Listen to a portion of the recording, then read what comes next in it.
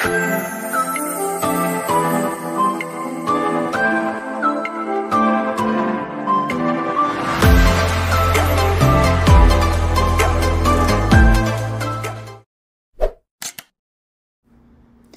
ayan guys, magluluto nga pala ako ng isda na to. Napakasarap nito guys. Hindi ko lang alam ang pangalan eh. Oh, ayan, lagyan muna natin siya ng ng konting asin kasi hindi nga kasi ako gaano sa asin. So, pagkatapos nating lagyan ng asin, lagyan natin ng paminta. Ayan, masarap kasi ang ang paminta lalo na sa mga isda. Gustong-gusto ko 'yan.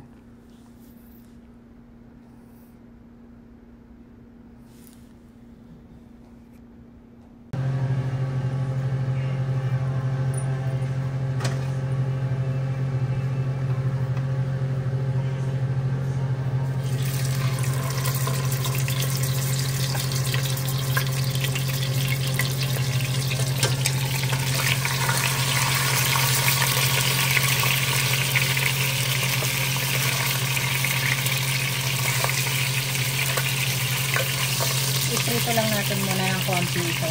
Kasi ang dapat ang gagawin ko sanang bibiling ko isda, yung maya-maya. Pumunta ako sa Philippines to, walang maya-maya kasi nga sabi nila doon, hindi daw sila bumibili ng maya-maya sa store kasi nga mahal daw mahal daw kung ititinda nila ang maya-maya. Kaya hindi ako nakabili ng maya-maya na fish. So ito na lang yung fish na to, ang binili ko. Naka-expend ako dito ng $21. Itong isang fish na to. Tapos sinati-hati ko na lang sa tatlo.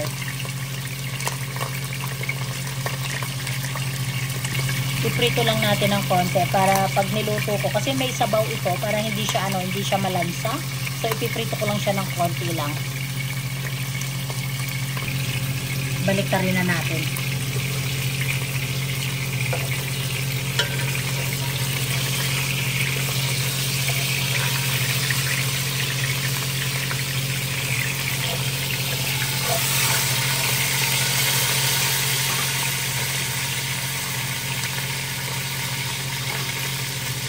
Masarap naman itong isda na to eh. Itong klaseng isda na to, ito masarap to. Kaya lang, hindi ko lang alam ang pangalan nito. Nalimutan ko tanongin. Hindi ko alam ang pangalan, pero napakasarap na isda nito, napakalasa. Ayan guys, pwede na to. Kasi konti lang ang ginawa ko sa pagprito dahil nga iluluto ko pa to. Bali ganito lang. Nagpula lang siya ng konti.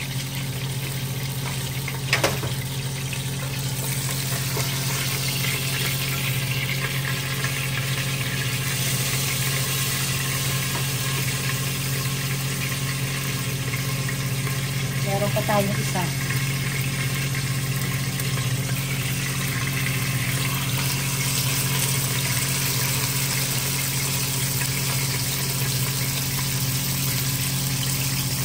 Ayan, pwede na. Pwede ko nang baliktarin yung isa.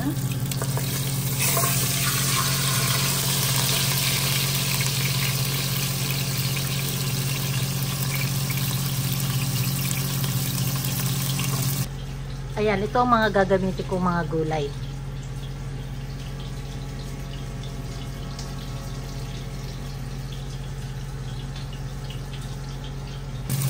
Ayan, pwede ko nang alisin yung isa.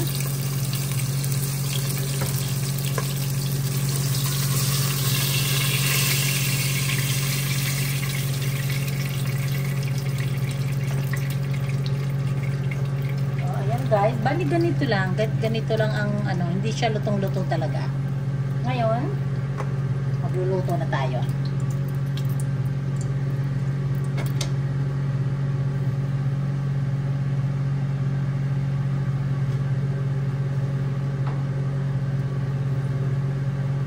Unahin natin ang sibuyas.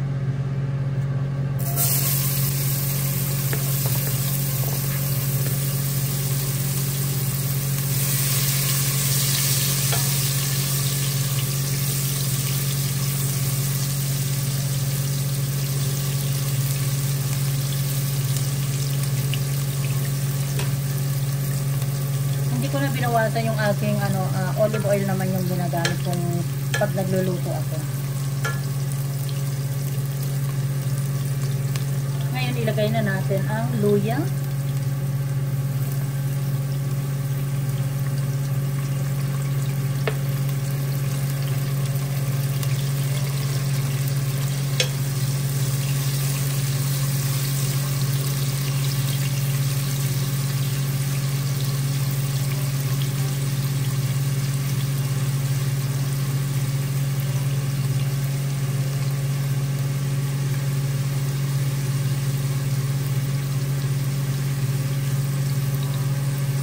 Napakabango na.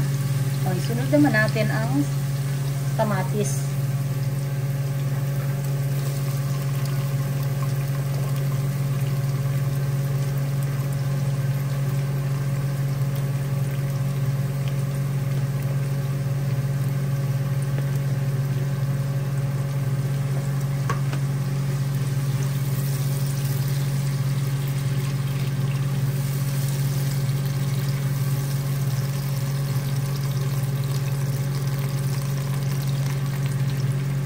Takpan muna natin para maluto yung kamatis. Tapos saka na natin ilagay ang ating isda.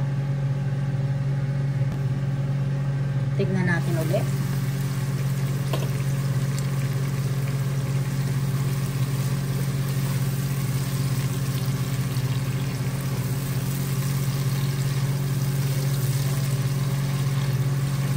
Konti pa. Kasi kailangan yung isda, medyo, yung yung kamatis natin, medyo durog ng konti.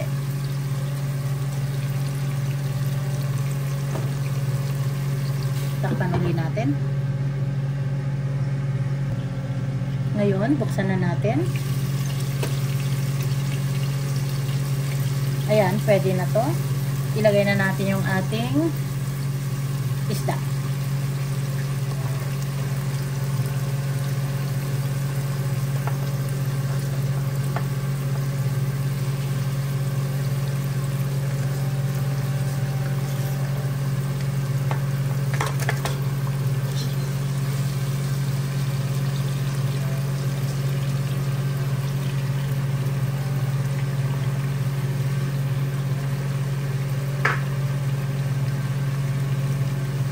Lagyan na natin ng tubig.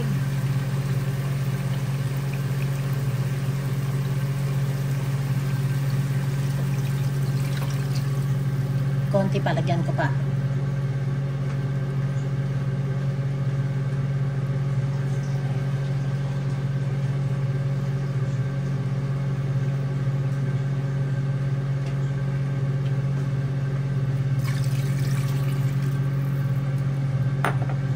Takpan muna natin. Ayan guys, kumukulo na. So, buksan natin.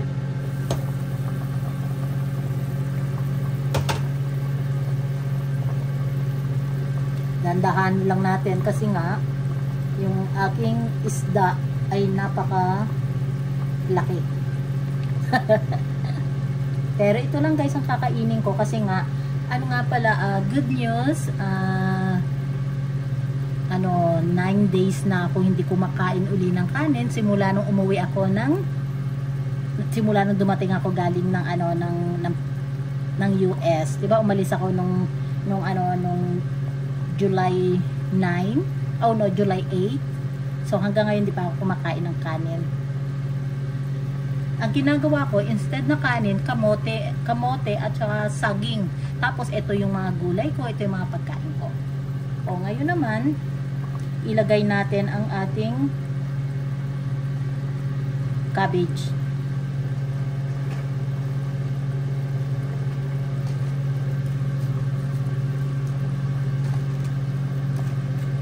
Ito ang pinakaano ko, ito ang pinakakanin ko, itong mga gulay na to.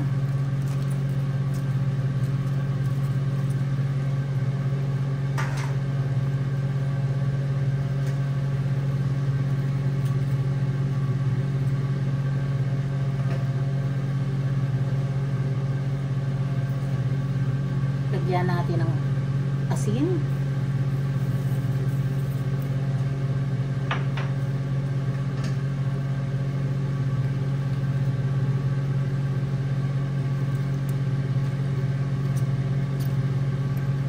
Takpan mo muna natin. malutong ang ating gulay.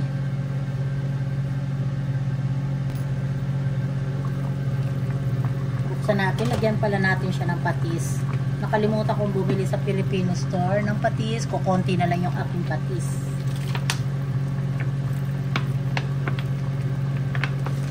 Tapos lagyan natin ng more paminta.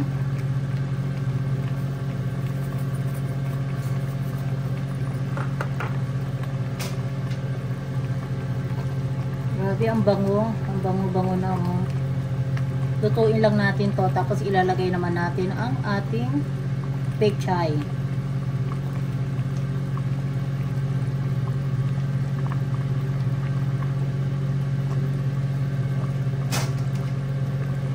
Tikman natin.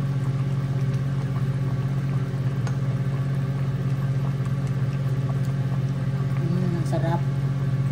Konting asuka, konting patis.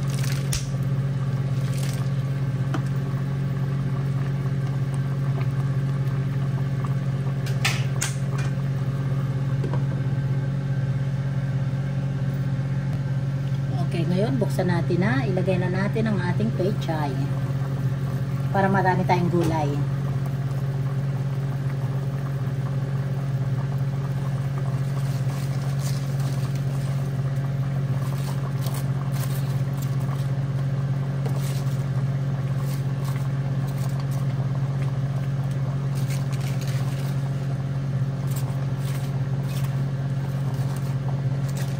Hindi ko na siya hinati sa gitna kasi mas gusto ko kasi yung ganyan, malalaki yung gulay ko.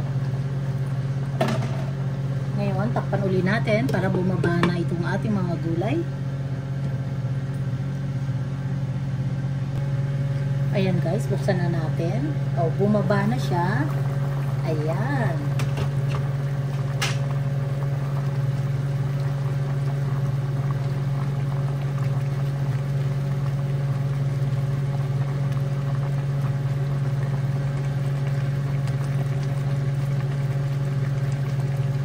Wow, ang sarap na guys. Ito yung pinakakanin ko. Ang sarap.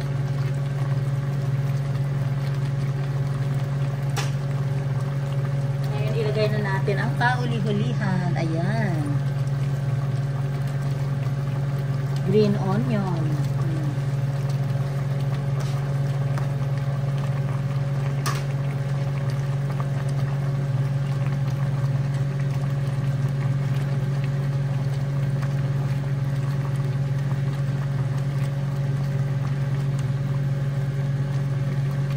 Excited na akong kainin to guys. Ang sarap. Kasi nga 9 days na ako kasi hindi kumakain ng rice. Kaya tapos ang ginagawa ko every week nagtitimbang ako. Kaya ako nga nalaman na na bumaba ang timbang ko. Kaya nagdesidido na talaga ako na na baguhin ko yung lifestyle ko na sa pagkain kasi nga tumataba ako talaga, tapos tumataas ang cholesterol ko, nakaka-shock. So ganito na lang muna ako para pag uwi ko sa Pilipinas sa next year, medyo medyo payat naman ng konti.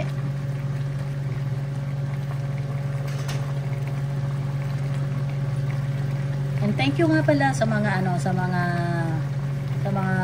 panonood ninyo sa Mami Dory Vlog. Maraming pong salamat. Kung di pa po kayo nakasubscribe, sana po isubscribe po ninyo ang Mami Dory Vlog. Thank you po, and thank you sa aking mga silent viewers at sa aking mga team Kaposas. Thank you sa inyo lahat, at saka sa aking mga team Stardom Pastilan. Thank you. At sa aking team Golden Heart, thank you. Maraming salamat. At ingat po tayo sa mga ginagawa po natin. At lalong-lalo na po sa Pilipinas kasi po napakainit talaga sobra sa Pilipinas dahil naranasan ko nung umuwi ako nung June, napakainit talaga sobra. Kaya ingat lang po. And hello Danny Lynn ko, love you, love, I miss you. Miss na miss ka na ni Mami. Love you Kim. Ang aking dalawang baby, si Danny Lynn Kim at si Annalyn Kim. Love you guys. Love you kids. Love you, love you. Okay, takpan na muna natin. Maya-maya okay na to guys. Papatayin ko na siya. Okay na yan.